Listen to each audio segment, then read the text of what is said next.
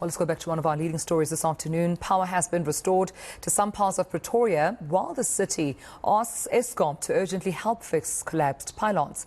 Vandalised power pylons collapsed onto the N4 on Sunday. And eNCA's Pule Letshwiti-Jones joins us now with the very latest. Pule, good afternoon to you, colleague. I mean, how dire has the situation been in Tshwane in as far as electricity is concerned, but also those vandalized pylons?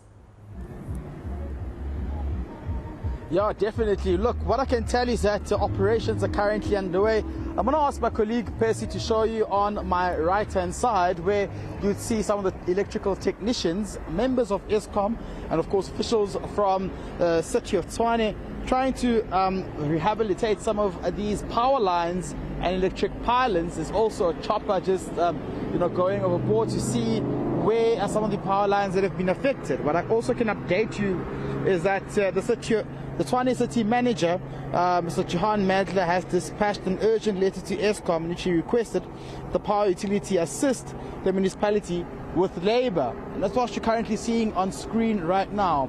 But for more updates, I'm joined by the MMC for Utility Service, Mr. Temba Fosi, of course also from the DA, speaking to us right now.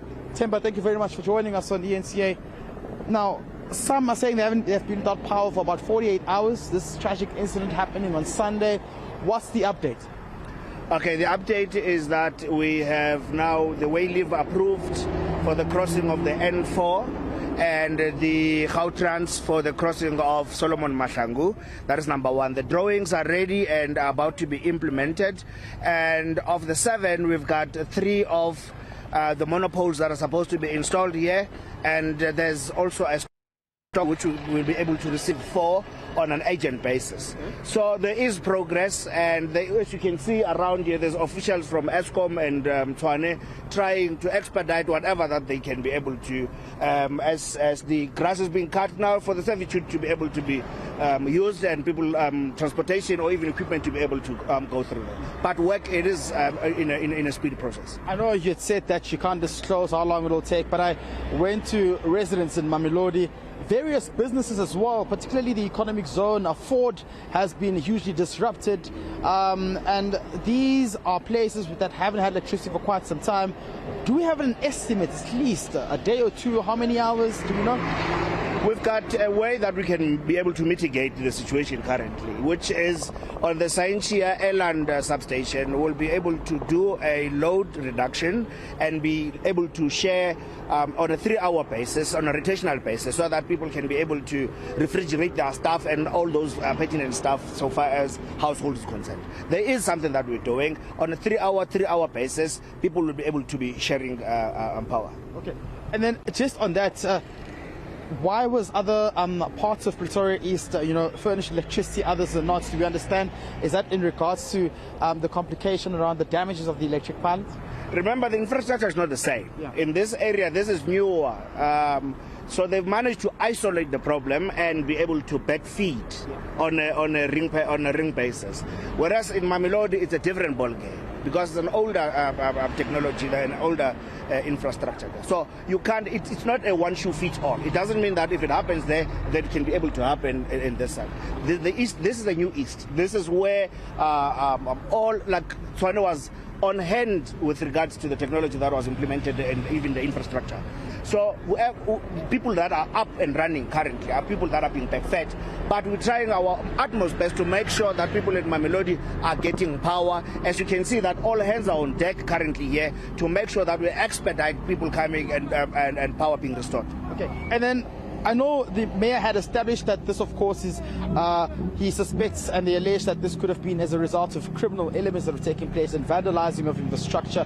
Have you at least had a word with them in terms of way forward protecting these pylons? Because there's been social media posts showing that the city was warned before around how these infrastructures have been targeted and where steel and, of course, issues such as copper being stolen as well.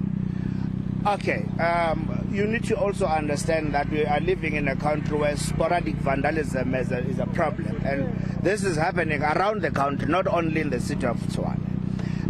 So we're working with private business, private security, TMPD, and it's a multiple pronged approach that we're trying to be able to guard our infrastructure. That's one. The second part, on the picture that you saw the other time, which was in the social media doing the rounds, that was sorted long time ago, and it has been channeled that it was sorted out, and the call was closed. So that was just somebody trying to get a hype out of it.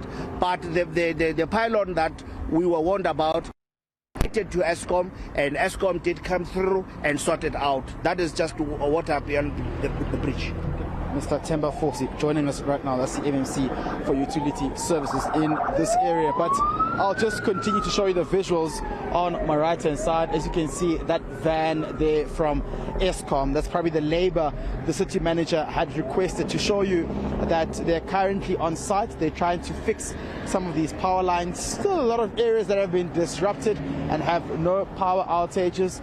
And what this essentially has caused is high traffic volumes on this road, Solomon Mahlangu Road as well, which will lead you to all the way to Mamelodi and other surrounding areas such as Silver Lakes and Silverton as well.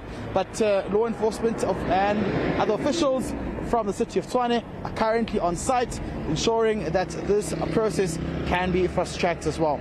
Yeah, indeed, Pule Letshwiti-Jones, and I suppose that's why Mayor Silius Brink, earlier on speaking to my colleague Gareth Edwards, would not commit to timelines, saying they would rather not disappoint residents by committing to when exactly this problem would be resolved completely. Saying it's quite a complex process, as you've mentioned, but we can see there with those visuals that work is currently underway. We'll have to wait for those developments as soon as they are available. But all thanks to you, colleague Pule Letshwiti-Jones, for keeping us abreast with the very latest coming from Tshwane as far as their electricity issues are concerned.